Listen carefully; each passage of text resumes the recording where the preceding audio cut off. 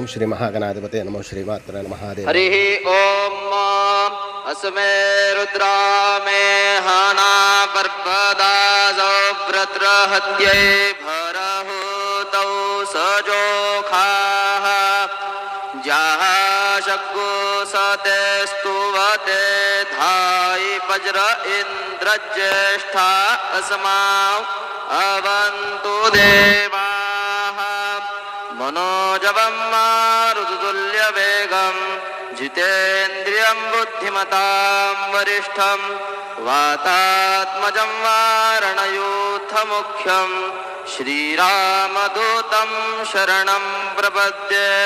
गुरुर्ब्रह्मा गुरुर्विष्णु गुरुर्देवो महेश्वरः गुरुः साक्षात् परब्रह्म तस्मै श्री गुरवे नमः। सद्गुरु साईनाथ देवताभ्यो नमः। प्रातः पूजनार्थे गन्धाक्षतपुष्पैः सम्पूज्य अथ धूपः वनस्पतिरथोद्भूतो गन्धाढ्यो गन्धोत्तमः आग्रेयः सर्वदेवानां धूपोऽयं प्रतिगृह्यताम्। धूपमाघ्रापयामि साज्यञ्जवर्तिसंयुक्तं मण्डिना योजितं मया दीपं गृहाण देवेश त्रैलोक्यतिमिरापहं दीपं दर्शयामि धूपदीपान्ते उपहारनैवेद्यं निवेदयामि। चतुष्कोणमण्डलान् कृत्वा तदुपरि नैवेद्यपात्रं निधाय गायत्रीमन्त्रेण पात्रान् सम्प्रोक्षयेत। धेनुमुद्रयाम् अमृतीकृत्य ग्रासमुद्रयां प्रादर्शयेत। सत्यन्तवरदेन परिषिञ्जामि।